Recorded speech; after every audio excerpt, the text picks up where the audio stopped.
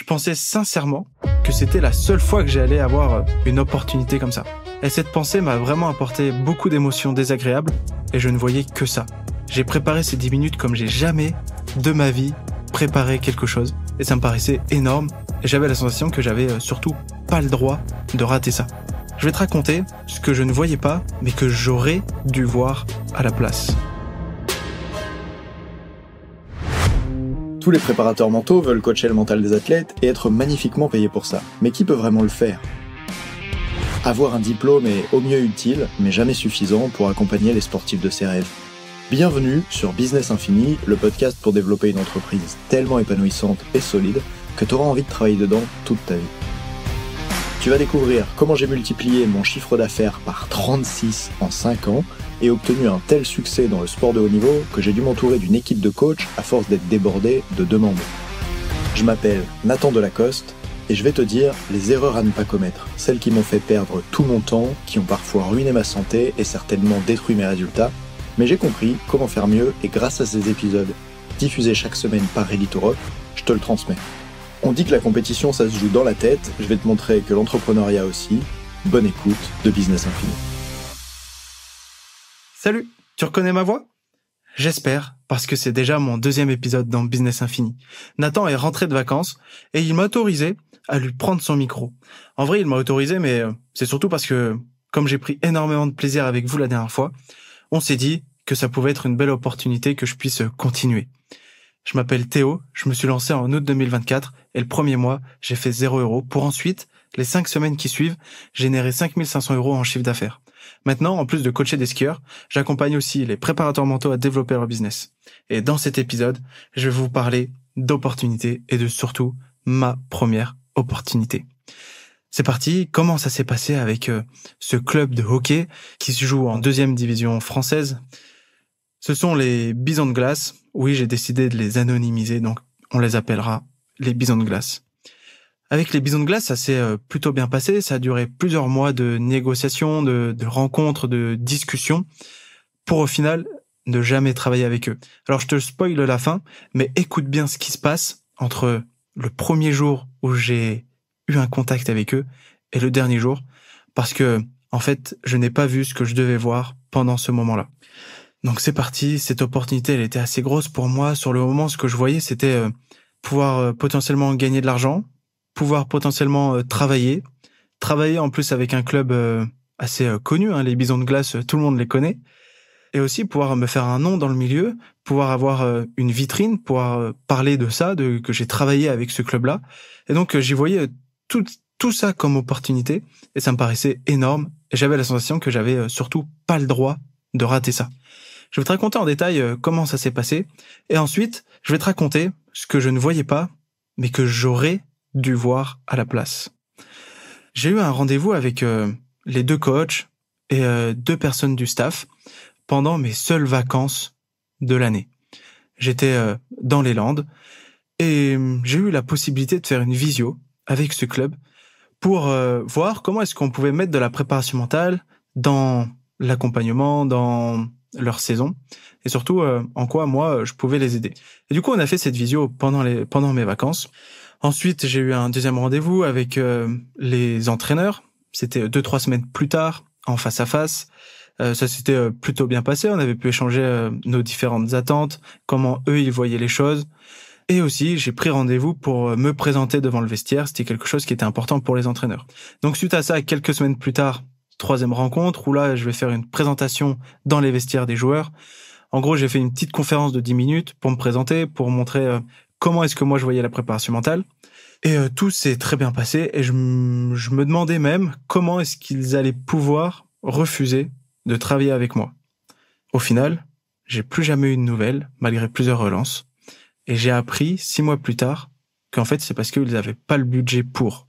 Et je vais t'apprendre ce que j'aurais pu voir au lieu de subir toutes ces pressions, tout ce stress, toute cette angoisse qui m'a parcouru pendant ces 2, 3, 4 mois où j'étais en discussion avec eux. Parce que oui, au moment où je suis en vacances et je dois me libérer pour faire la visio avec l'entraîneur, les entraîneurs et le staff, moi je me débrouille pour me libérer pendant mes vacances. Je me débrouille aussi pour prendre du temps sur mes vacances pour essayer de voir comment est-ce que je peux les aider. Donc j'ai dû prendre pas mal d'heures de mes vacances pour réfléchir à ça. Aussi, comme c'était ma première grosse opportunité, je me suis dit, faut pas que je la rate. Et du coup, je me creusais vraiment la tête pour essayer de construire quelque chose qui allait être idéal pour eux. Et comme c'était ma première, je savais pas vraiment quoi. Ensuite, quand je suis allé les rencontrer, il y avait cette posture que j'arrivais pas à avoir, cette posture de chef d'entreprise, on en parlera juste après. Et ensuite, pendant la présentation aux joueurs dans les vestiaires, il y a eu beaucoup de pression, beaucoup de stress. J'ai dû préparer cette conférence de 10 minutes. Je savais pas si j'allais devoir la faire en anglais ou pas. Je parle pas du tout anglais. Donc, c'était très compliqué pour moi à gérer ces mois-là, surtout quand je pensais au bison de glace. Maintenant, je te partage ce que je ne voyais pas, mais que j'aurais pu voir. Parce que je voyais beaucoup trop ce que ça allait m'apporter en termes de rémunération, en termes d'image, en termes de réputation, tout ce que j'allais pouvoir avoir grâce à ça, la vitrine que j'allais pouvoir gagner, que j'allais pouvoir avoir grâce au bison de glace. Et en fait, ce que je voyais pas, la première chose, c'est que j'étais chef d'entreprise et que maintenant, j'ai une entreprise à faire tourner en tant que chef d'entreprise. Et que si je suis pas disponible pour des vacances, alors je peux pas mettre des rendez-vous pendant mes vacances. Et je peux très bien les remettre à plus tard. Et ça, je le voyais pas parce que j'avais vraiment pas envie de rater ce rendez-vous. J'avais peur que remettre à plus tard, après, ils allaient annuler. Mais en fait, les conditions dans lesquelles j'étais en vacances ne m'ont pas permis d'être au top pour préparer ce premier échange. À mon avis, j'aurais été gagnant de reporter ça à 2 semaines plus tard, parce que c'était le début de mes vacances, j'avais 2 semaines de vacances, et j'aurais mieux fait de reporter ça à plus tard, pour pouvoir mieux le préparer, pour pouvoir mieux me préparer, et pour pouvoir me mettre dans les meilleures conditions possibles, à la fois pendant mes vacances et à la fois quand j'allais échanger avec eux. Ensuite, à la réunion avec les coachs, ils m'ont demandé plusieurs choses qui ne correspondaient pas vraiment à ce qu'on s'était dit en visio. Il y avait des nouvelles choses mises au programme, ils me demandaient de mettre en place de nouvelles choses. Et moi, j'ai accepté tout de suite, car je voulais vraiment travailler avec eux. Et encore une fois, je ne voyais pas l'intérêt de reporter à plus tard. J'avais peur qu'ils voient ça comme quelque chose de mal. Et ce que je voyais pas à ce moment-là, c'est que, encore une fois, j'étais un chef d'entreprise. Et donc, il était de mon devoir de prendre un moment de réflexion pour mieux cerner et ajuster leurs demandes et leurs attentes. Ça m'aurait permis de mieux gérer mon entreprise et ça m'aurait permis de réfléchir à comment est-ce que mon entreprise peut se développer grâce à ce qu'il me propose. Ou, à l'inverse, en quoi est-ce que ce qu'il me propose peut limiter mon entreprise. Et ça, c'était une posture que j'avais pas du tout, celle de chef d'entreprise. Donc là, il y a 2 choses que je n'ai pas vues au tout début et que j'aurais pu voir, et ça m'aurait vachement aidé. Ensuite, la 3e chose, c'est préparer la présentation que j'ai dû faire devant tous les joueurs dans le vestiaire.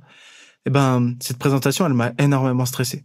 J'ai préparé ces 10 minutes comme j'ai jamais de ma vie préparé quelque chose. Et pourtant, on n'a jamais travaillé ensemble. J'ai vraiment l'impression d'avoir tout cassé. J'ai vraiment l'impression d'avoir vraiment bien parlé. J'ai l'impression d'avoir vraiment bien géré ces 10 minutes. Et pourtant, on n'a pas travaillé ensemble. Et je me suis rendu compte qu'en fait, ça dépendait pas uniquement de moi. Alors que moi, je pensais que oui. Effectivement, ça dépend en grande partie de moi, de ma prestation, de tout ce que je mets en œuvre, de comment est-ce que je parle, de ma prise de parole. Mais ça dépend pas uniquement de moi. Ça dépend aussi de plein d'autres facteurs. Et le fait que je pensais que tout dépendait de moi, ça m'avait mis une énorme pression. Pendant que je préparais la conférence, j'étais sous pression, j'étais sous angoisse. Dès que je pensais à ça, ça me faisait monter le palpitant, le cœur. Je pensais aux conséquences, aux répercussions que ça aurait pu avoir. Et du coup, j'avais l'impression que je pouvais pas rater. Donc, ce que je voyais pas à ce moment-là, c'est que j'avais le droit à l'erreur et que tout ne dépendait pas que de moi. Et donc, j'aurais pu voir ça. Ça m'aurait aidé à mieux préparer encore et à me sentir vachement plus détaché de tout ce qui se passait. 4e chose, je voulais absolument plaquer ce tricks. Je voulais absolument, quand je parle de plaquer ce tricks, je voulais absolument pouvoir travailler avec eux. Parce que ça allait me permettre d'être plus reconnu, je vous l'ai dit, de pouvoir en profiter, de me faire un nom. Et cette pensée m'a vraiment apporté beaucoup d'émotions désagréables et je ne voyais que ça. Je ne voyais que ces conséquences-là. Alors que finalement, simplement l'expérience d'être en contact avec un club, déjà, ça m'apporte énormément. Surtout avec un club comme ça. On a pu discuter du partenariat, de comment est-ce que j'allais pouvoir travailler sans être payé, mais tout en étant très satisfait de pouvoir travailler comme ça. Et en fait, j'aurais dû regarder en quoi j'étais la bonne personne pour eux en quoi est-ce que moi j'étais plus rare que tous les autres pour travailler avec eux. Au lieu de voir tout ce que ça allait pouvoir m'apporter, les conséquences, j'aurais mieux fait de regarder en quoi moi j'étais la bonne personne pour eux et en quoi moi j'étais plus rare que les autres pour les aider. Et en fait, ces deux questions-là, à aucun moment elles m'ont traversé l'esprit et ça m'aurait aidé à peut-être mieux me mettre en valeur, à peut-être mieux me mettre en avant et surtout à m'appuyer sur qui j'étais vraiment à l'instant T, là maintenant, et pas être dans une projection du futur. Et pas à me dire, ouah, si je rate, qu'est-ce qui peut m'arriver? Si je réussis, qu'est-ce qui peut m'arriver? Ça m'a déconnecté un petit peu de qu'est-ce qui était vraiment important là maintenant. Et la cinquième chose que j'ai envie de vous partager, c'est, sur le moment, c'était mes débuts. Je pensais sincèrement que c'était la seule fois que j'allais avoir une opportunité comme ça. J'avais la sensation qu'il ne fallait surtout pas la rater. L'avenir me dira que j'ai eu la chance de faire des rendez-vous diagnostiques avec des athlètes en équipe de France, que j'ai pu aussi interviewer Jean-Baptiste Grandz, double champion du monde, rien que ça.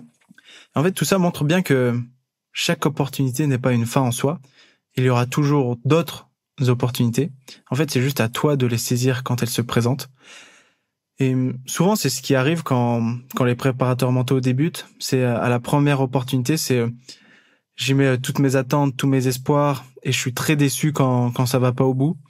Alors qu'en fait, il y en aura plein d'autres. C'est juste la première d'une grande lignée. Il faut vraiment voir le business comme ça. Si j'ai réussi à générer cette opportunité-là, alors je serai capable d'en générer d'autres et de me créer d'autres opportunités comme ça. Et c'est vraiment le message que j'ai envie de vous transmettre aujourd'hui.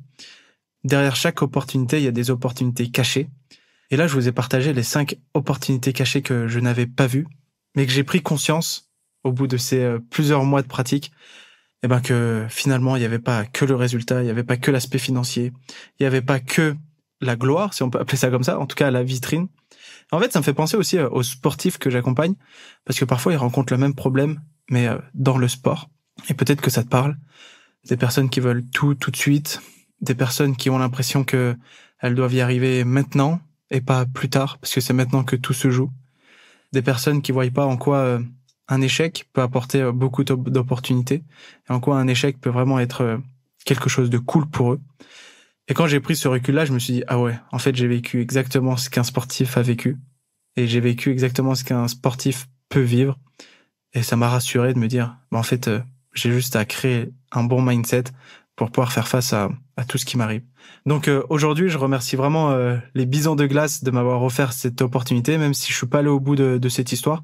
J'ai vraiment appris beaucoup de choses et je te souhaite sincèrement de pouvoir apprendre autant que moi. Donc c'est parti, ose, passe à l'action, let's go.